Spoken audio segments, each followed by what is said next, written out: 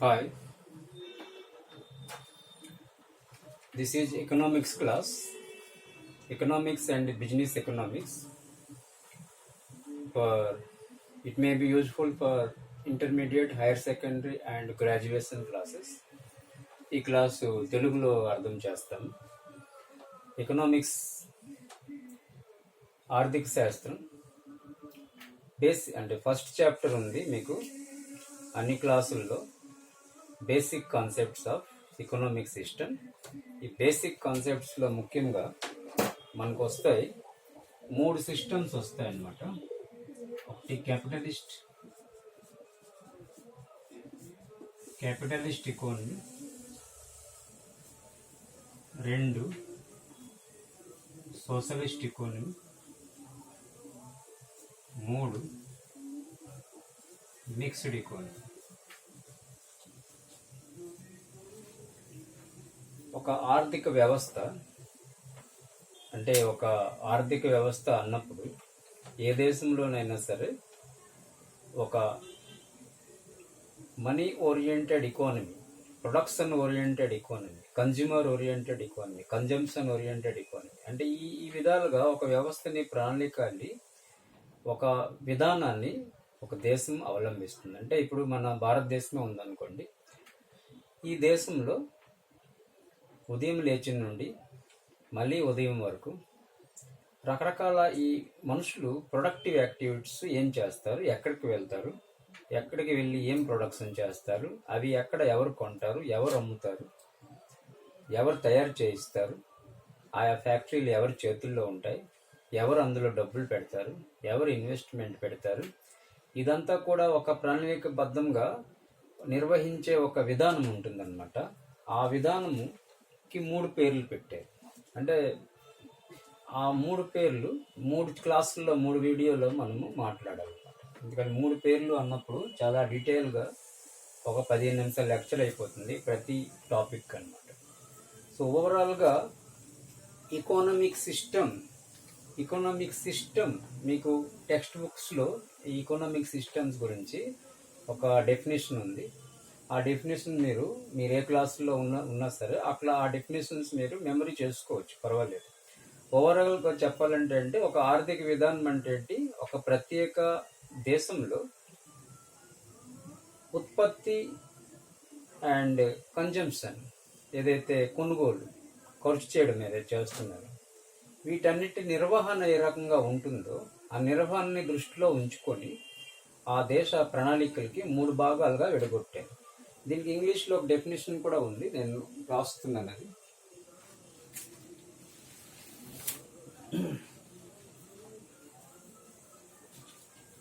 మీరు the broad note చేసుకోవచ్చు కూడా.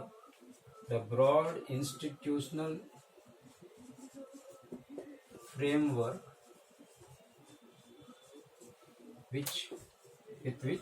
within which production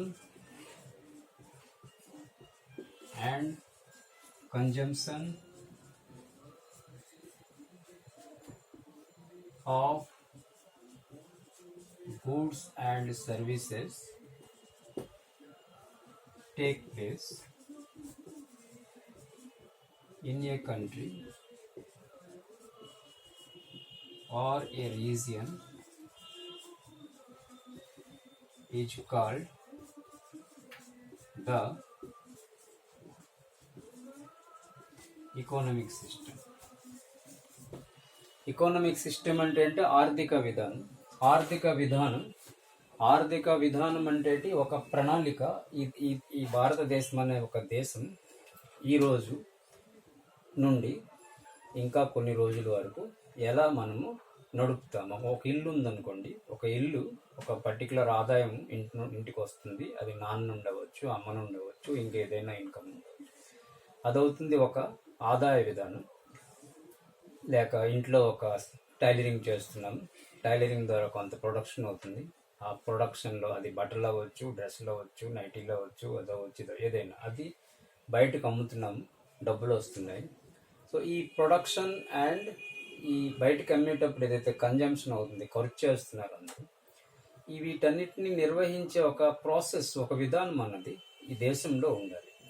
ఆ విధానంకి అంటారు ఎకనామిక్ సిస్టమ్. షార్ట్ కట్ మనం సింపుల్ చెప్తా, broad institutional framework within which production and consumption. అంటే ఆ దేశంలో ఏదైతే ప్రొడక్షన్ అవుతుంది, అది టీవీలు అవ్వచ్చు, మొబైల్ ఫోన్లు అవ్వచ్చు, లేక ఏవైనా సర్వీసెస్ అవ్వచ్చు, లేక మనం వాడే ఈ వైట్ బోర్డ్ అవ్వచ్చు, లేక ఈ వైట్ ఇది కలర్ పెన్లు అవ్వచ్చు, ఇంకా మన చుట్టూ ఉండే వస్తువులు అవ్వచ్చు, కంప్యూటర్ అవ్వచ్చు, ప్రింటర్ అవ్వచ్చు, ఇవన్నీ కూడా ప్రొడక్షన్ అవుతుంది. ఈ ప్రొడక్షన్ పార్ట్ ఒకటి, అండ్ కన్జంప్షన్. అవి ప్రొడక్షన్ అయిపోతే కాదు, ఆ ప్రొడక్షన్ అయ్యే వస్తువులు కన్జంప్షన్, ఖర్చు అవుతుండాలి. ఒక ఫ్యాక్టరీలో మనం ఒక 5 కోట్ల మొబైల్ ఫోన్లు తయారు చేస్తాము, అవి ఫ్యాక్టరీలోనే ఉండిపోతే అది ప్రొడక్షన్ మాత్రమే అయింది, కన్జంప్షన్ అవ్వదు. కాబట్టి ఆ ప్రొడక్షన్కి అనుగుణంగా కన్జంప్షన్ అవ్వాలి. కన్జంప్షన్ అంటే ఖర్చు, అంటే ఆ మొబైల్ ఫోన్లు కొనేవాళ్ళు ఉండాలి. అలా కొంటేనే ఆ ఫ్యాక్టరీలో ఆ వస్తువులు ఖర్చు అవుతాయి. ఖర్చు అయిన తర్వాత మళ్ళీ నెక్స్ట్ రోజు ప్రొడక్షన్ అవుతుంది. ఈరోజు 50 కోట్లు లేక ఈరోజు 5 లక్షలు ప్రొడక్షన్ చేసామంటే 5 లక్షల ఫోన్లు బయటికి వారంలోనే వెళ్తేనే మళ్ళీ నెక్స్ట్ వారు మరొక 5, 10, 7, 8 చేయగలం లక్షలు. అలా కాకపోతే చేయలేము. కాబట్టి వీటికి సంబంధించిన ఒక ఇన్స్టిట్యూషనల్ ఫ్రేమ్వర్క్, అంటే ఒక ప్రణాళిక.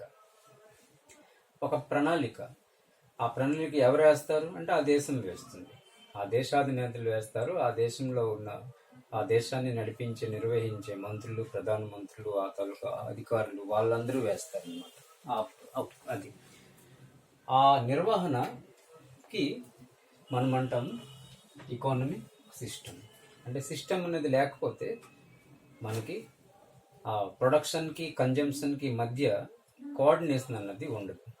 అంటే మనం శాలరీ ఏ రకంగా వస్తుంది, ఆ రకంగా మనం కన్జంప్షన్ చేయకపోతే మన శాలరీకి కోఆర్డినేషన్, కన్జంప్షన్కి రిలేషన్ ఉండదు, కోఆర్డినేషన్ ఉండదు. అప్పుడు అయితే కన్జంప్షన్ చాలా ఎక్కువైపోతుంది, అప్పుడు చాలా కష్టాల్లో పడిపోవచ్చు. కాబట్టి కోఆర్డినేషన్ అన్నది చాలా అవసరం. అంటే ఒక దేశాన్ని నిర్వహించాలంటే ఒక సరైన ఎకనామిక్ సిస్టమ్ ఉండాలి, ఆర్థిక విధానం ఉండాలి. ఆర్థిక విధానంకి ఇది డెఫినేషన్ అన్నారు. ఈ ఆర్థిక విధానానికే వాళ్ళు 3 పేర్లు పెట్టారు. ఆ 3 పేర్లలో ఒక పేరు ఇప్పుడు చూస్తాం. ఈరోజు ఈ జనరల్ ఎకనామిక్స్ అండ్ బీకామ్ వాళ్ళకి కూడా ఇది యూజ్ అవుతుంది అన్నమాట. Capitalist economy. ఇది ఈ వీడియోలో చూస్తాము.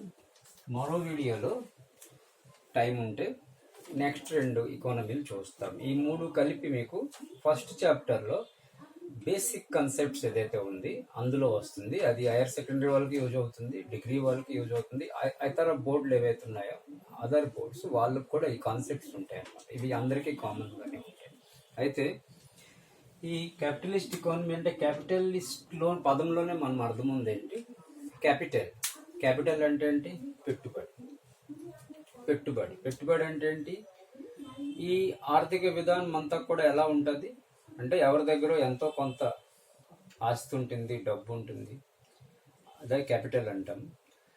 ఆ క్యాపిటల్ని వినియోగించి ఆ వ్యక్తి ఒక అంటే ప్రొడక్షన్, ఒక పెద్ద ఫ్యాక్టరీ కట్టొచ్చు, ఒక చిన్న షాప్ కట్టొచ్చు, ఒక పెద్ద షాప్ కట్టొచ్చు. ఈ రకంగా క్యాపిటల్ ఓరియంటెడ్ ఎకానమీ. అంటే క్యాపిటల్ అని పెట్టారు, ప్రొడక్షన్ ఓరియంటెడ్ ఎకానమీ తయారు చేశారు. అందులో కొంతమంది వెళ్ళారు, వాళ్ళు అక్కడ ప్రొడక్షన్ చేస్తారు. అది కానీ మొబైల్ ఫోన్ పరిశ్రమ అయితే మొబైల్ ఫోన్ తయారు చేస్తారు, జూట్ పరిశ్రమ అయితే జూట్ తయారు చేస్తారు, కాఫీ పరిశ్రమ అంటే కాఫీ ప్యాకెట్లోకి వచ్చేదైతే పరిశ్రమ ఉందో అందులో కాఫీ తెచ్చి డిఫరెంట్ పార్ట్స్లో విడగొట్టి దాన్ని రకరకాల చేసి దాన్ని ప్యాకెట్లో వేయడం.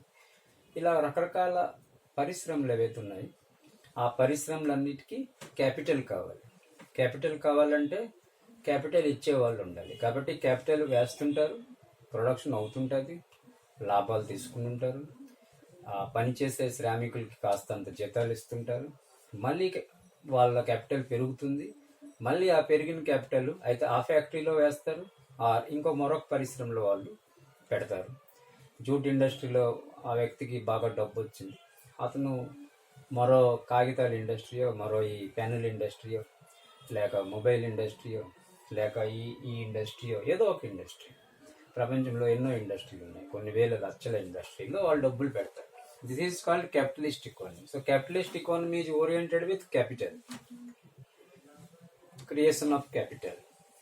అయితే ఈ క్యాపిటలిస్ట్ ఎకానమీకి మనము కొన్ని పాయింట్లో అంటే ఎగ్జామ్స్లో రాయాల్సి ఉంటుంటుంది. తర్వాత కాన్సెప్ట్ కూడా అలాగా మీరు చూసుకుంటారు అన్నమాట. ఫ్రీడమ్ ఆఫ్ ద ప్రొడ్యూసర్స్ ఒకటో పాయింట్ అవుతుంది. What is the feature of a capitalist economy అంటే మనకి కాన్సెప్ట్ అవుతుంది, క్వశ్చన్ అవుతుంది. What are the features of a capitalist economy? So features అంటే లక్షణాలు, క్యారెక్టర్స్.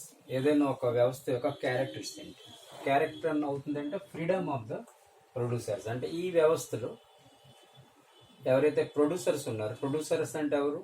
వస్తువులు తయారు చేసేవాళ్ళు, వస్తువులు ఉత్పత్తి చేసేవాళ్ళు. ఒక మాటలో చెప్పాలంటే అది పెన్నులు అవ్వచ్చు, పెన్నుల ఉత్పత్తి, బ్యాగులు అవ్వచ్చు, బ్యాగుల ఉత్పత్తి, సెల్ ఫోన్లు అవ్వచ్చు, సెల్ ఫోన్ల ఉత్పత్తి, కంప్యూటర్లు అవ్వచ్చు, కంప్యూటర్ల ఉత్పత్తి, ల్యాప్టాప్ అవ్వచ్చు, ల్యాప్టాప్ల ఉత్పత్తి. ఏదో ఒక పరిశ్రమ ఉత్పత్తిదారులకి ఫ్రీడమ్ ఉంటుంది. ఫ్రీడమ్ అంటే ఏంటి? స్వేచ్ఛ. అంటే ఈ ఎకనామిక్స్లో మనం చదువుతాము, డీప్గా వెళ్ళము. ఇప్పుడు వాళ్ళు ఏ కాన్సెప్ట్ సిలబస్లో చెప్పారో అదే నేను చెప్తున్నాను. సో అంతకి ఎక్స్ట్రా నేను క్రిటిసైజ్ చేయను మరి అది. సో ఇందులో ఏంటవుతుందంటే ప్రొడ్యూసర్ ఫ్రీగా ఉంటాడు. అంటే ప్రొడ్యూసర్ స్వేచ్ఛగా ఉంటాడు. ఆ వ్యక్తి ఏ ఫ్యాక్టరీ నిర్మిస్తాడో అతని ఇష్టం. ఆ వ్యక్తి ఆ ఫ్యాక్టరీని విడిచిపెట్టి మరొక ఫ్యాక్టరీకి వేయాలి అంటే అది కూడా అతని ఇష్టం. చిన్న చిన్న చట్టాలు ఉంటాయి, లైసెన్సింగ్ సిస్టమ్ ఉంటుంది. ఆ చట్టాలు, ఆ లైసెన్స్ సిస్టమ్, ఆ ట్యాక్సుల విధానం, డిఫరెంట్ ట్యాక్సులు కట్టాల్సి ఉంటుంది, డిఫరెంట్ లైసెన్స్ ఫీజులు ఇవ్వాల్సి ఉంటుంది, కొన్ని పర్మిషన్స్ తీసుకోవాల్సి ఉంటుంది. ఇవన్నీ కానీ చేయగలిగితే అతను ఫ్రీగా ప్రొడ్యూస్ చేసుకోగలరు, వర్కర్లకి వినియోగించుకోగలరు, వర్కర్లకి జీతాలు ఇస్తూ మళ్ళీ ఆ ప్రొడక్షన్ని పెంచుకోగలడు, మరో కొత్త పరిశ్రమ స్థాపించుకోగలడు, మరో రాష్ట్రంలోకి వెళ్ళి అక్కడ కూడా స్థాపించుకోగలడు. ఈ రకంగా ప్రొడ్యూసర్స్కి ఏమో ఒక రకమైన స్వేచ్ఛ ఉంటుంది. ఆ స్వేచ్ఛ అయింది freedom of the producers. Next అవుతుంది freedom of the consumers. Consumers అంటే మనం వాడే వాళ్ళకి ఫ్రీడమ్ అంటే మనకు అర్థమవుతుంది ఎలా. మనకి పలానా వస్తువు నువ్వు ఇది కొను, నువ్వు ఇది కొనకపోతే కాదు అని ఇంటికి వచ్చి ఎవరు చెప్పరు. యాడ్లు ఉంటాయి. యాడ్లు అంటే నువ్వు కొను అని అవి మనకి బ్రెయిన్కి ఒక అలవాటు ఇస్తాయి, అంటే జస్ట్ ప్రేరేపిస్తాయి ఒక మాటలో చెప్పాలంటే. కానీ దాని అర్థం ఇది కాదు, నీకు ప్రెషర్ చేస్తాయి కొను అని. ప్రెషర్ చేయి అంటే నీ ఇష్టం. నీకు నేను టెలివిజన్లో 50 రకాల వస్తువులు చూపించాను, లేక సబ్బు ఉంది, బట్టల సబ్బు, 50 రకాల బట్టల సబ్బులు నేను ఈ దినమంతా సీరియల్లో, ఆటల సీరియల్లో, లేక స్పోర్ట్స్లో, లేక ఎక్కడో ఒక దగ్గర చూపిస్తున్నాను. అంటే చూపించాను నేను, నా యొక్క ఫ్యాక్టరీ తాలూకా ప్రమోషన్ కోసం నేను చూపించాను. కొనడం కొనకపోవడం నీ ఇష్టం. మీ ఇంటికి వచ్చి నువ్వు కొనకపోతే నేను ఒప్పుకోను అని కంపల్సరీ లేదు. లేదేదో ఒక శాలరీ, ఏదో ఒక ఫ్యాక్టరీలో పనిచేస్తున్నావు, ఆ ఫ్యాక్టరీలో వచ్చి ఆ ఫ్యాక్టరీ ఎవరైతే ప్రొడ్యూసర్ ఉన్నారో అతను మనకు కంపల్సరీ చేయరు. అంటే నువ్వు ఇక్కడ పని చేయాలంటే నువ్వు ఈ వస్తువు నా దగ్గర కొనాలి, నాట్ కంపల్సరీ. కాబట్టి ఫ్రీడమ్ ఆఫ్ ద కన్జ్యూమర్స్ అంటే కన్జ్యూమర్స్కి స్వేచ్ఛ ఉంటుంది.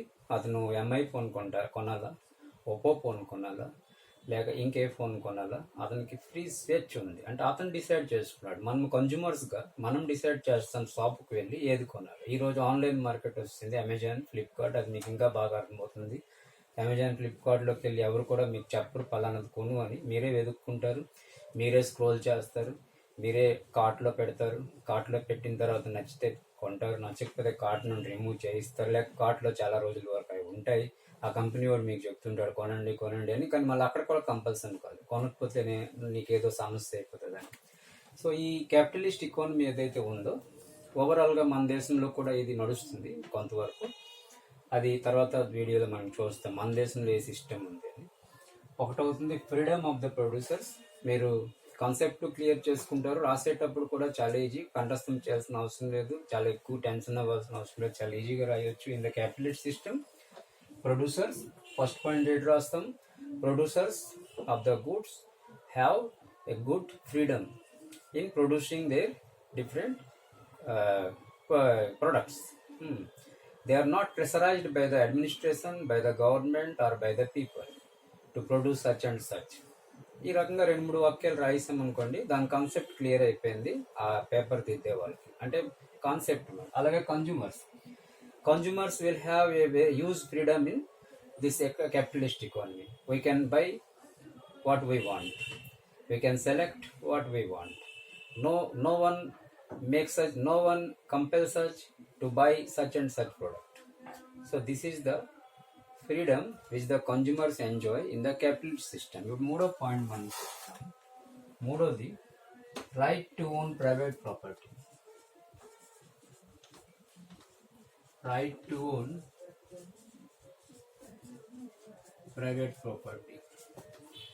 ప్రైవేట్ ప్రాపర్టీ అంటే సొంత ఆస్తి అంటే అది ఒక ఇల్లు కావచ్చు, 3 ఇల్లు కావచ్చు, 50 ఇల్లు కావచ్చు, ఒక ఫ్యాక్టరీ కావచ్చు, 5 ఫ్యాక్టరీలు కావచ్చు, 50 ఫ్యాక్టరీలు కావచ్చు, 40 ఫ్యాక్టరీలు కావచ్చు, 2 ఫ్లాట్లు కావచ్చు, ఒక ఫ్లాట్లో 4-5 రూములు కావచ్చు, లేక ఒక ఫ్లాటే కావచ్చు. So this is called private property. అంటే మన పేరు మీద రిజిస్ట్రేషన్ ఆఫీస్కి వెళ్ళి మన పేరు మీద రికార్డ్ అవుతుంది. ఆ ప్లాట్ కానీ మ్యాప్లో చూసారంటే అందులో మన పేరు ఉంటుంది. మనం కానీ రిజిస్టర్ చేసి వేరే వాళ్ళు చేసింటే వాళ్ళ పేరు ఉంటుంది, వాళ్ళది మళ్ళీ మనం కొంటే వాళ్ళ పేరు కట్ అయిపోయి మన పేరు యాడ్ అయిపోతుంది డబ్బులు ఇస్తే. This is called private property. ఈ ప్రైవేట్ ప్రాపర్టీ మనం చూస్తాము క్యాపిటలిస్ట్ ఎకానమీలో. రైట్ అంటే హక్కు. అంటే ఎవరు మనకు అనరు నువ్వు ఇదేం కొంటున్నావు, నువ్వు ఇదేం కొనడం లేదు. చిన్న రూల్స్ ఉంటాయి, ఆ రూల్స్ ఫాలో అయితే చాలు. చిన్న లైసెన్స్ ఫీజు ఉంటాయి, రిజిస్ట్రేషన్ ఫీజు అంటాం మన మీద. రిజిస్ట్రేషన్ ఫీజు ఉంటుంది. పాన్ కార్డ్ ఏదో యాడ్ చేయమంటారు, పాన్ కార్డ్ చిన్న ఎకనామిక్ ఇన్ఫర్మేషన్స్ ఉంటాయి. అసెట్స్లో మనం ఇన్కమ్ ట్యాక్స్ షో చేసినప్పుడు అవన్నీ రాయాల్సి ఉంటుంది, అక్కడ ఇన్ఫార్మ్ చేయాల్సి ఉంటుంది. ఈ చిన్న రూల్స్ అండ్ రెగ్యులేషన్స్ ఉంటాయి, అవి ఎలా ఫాలో అవ్వాలి. అందరూ అవుతుంటారు, మనము అవుతాం. కానీ right to own private property, right అన్నది ఉంటుంది. అంటే రైట్ అంటే నువ్వు ప్రాపర్టీ కొనలేవు, నువ్వు 2 ఇళ్ళు కొన్నావు కదా, 3వ ఇల్లు నువ్వు కొనలేవు. ఇలాంటి లిటిగేషన్స్, ఇలాంటి రూల్స్ ఈ ఎకానమీలో ఉండవు. అంటే మనిషికి డబ్బులు ఉన్నాయి, ఆ డబ్బులు ఏం చేయాలో వాడికి తెలియడం లేదు. వాడు ఒక ఫ్లాట్ కొని మరొక 2 ఫ్లాట్లు కొనగలరు. మనం ఇప్పుడు ఎలానో చూస్తుంటాం, చాలామంది మన వాళ్ళు కూడా ఒక 2 ఇళ్ళు ఉండగా మరొక 2 ఇళ్ళు కొంటారు, 2 ఫ్లాట్లు ఉండగా మరొక 2 ఫ్లాట్లు కొంటారు. ఎందుకు అవసరం అంటే ఏం అవసరమో వాళ్ళకే తెలియదు. కొనాలి కాబట్టి డబ్బులు ఉన్నాయి కాబట్టి కొనుక్కొని వెళ్ళిపోతుంటారు. వాటి తాలూకు అవసరం ఏంటి ఉంటే వాళ్ళకే తెలియదు. అది జస్ట్ అవసరం, ఫ్యూచర్ యూజ్ అని చెప్పి, వయసు పెరుగుతున్న ఫ్యూచర్ యూజ్ అనుకొని కొంటుంటారు. సో ఎందుకు అలా కొంటుంటారంటే దే హ్యావ్ రైట్. వీళ్ళకి చట్టం అన్నది ఒక రైట్ ఇచ్చింది. అంటే మనీ ఉంటే చాలా రైట్ ఇచ్చింది. ఆ రైట్ వేరే ఎకానమీలో ఉండవు చాలా సార్లు, అందుకని ఇక్కడ ఈ మాట చెప్తున్నారు అనమాట. నెక్స్ట్ పాయింట్ అవుతుంది, 4వ పాయింట్ అవుతుంది, laissez faire state. Laissez fair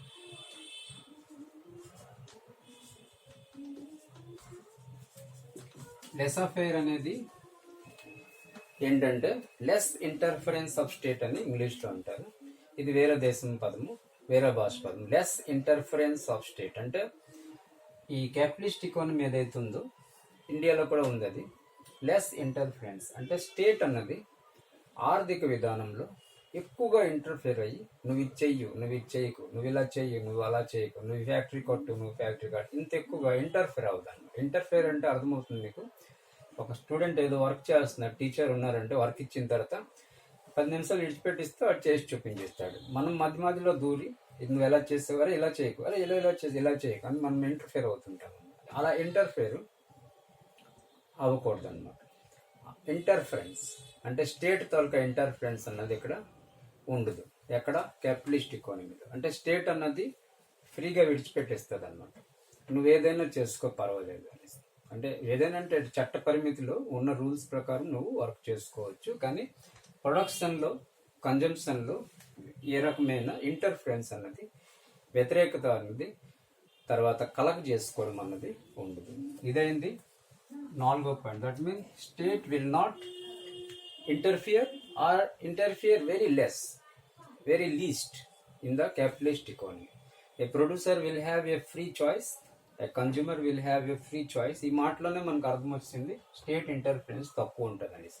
and private property already కొనొచ్చు అని ఎప్పుడైతే ఉందో దాని బట్టి స్టేట్ ఎక్కువగా ఇంటర్ఫేర్ అవ్వడం లేదు. స్టేట్కి కొంచెం ట్యాక్స్లో లేక అవేవి ఇచ్చిస్తే చాలు, స్టేట్ తృప్తి పడిపోద్ది. అంతేగాని నువ్వు ఇది కొనుక్కు, నువ్వు ఇది కొను, నీకు ఈ రైట్ లేదు, నువ్వు ఈ పనులు చేయకూడదు, నువ్వు ఆస్తులు కొనకూడదు, నువ్వు ఈ ఫ్యాక్టరీలు కొనకూడదు, ఇలాంటి రూల్స్ ఏమో ఇక్కడ ఉండవు. నంబర్ 5 ఏదైతే 5th పాయింట్ ఉన్నది, allocation of resources.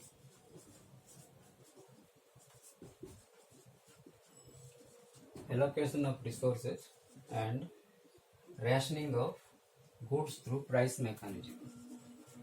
Rationing of goods through price mechanism.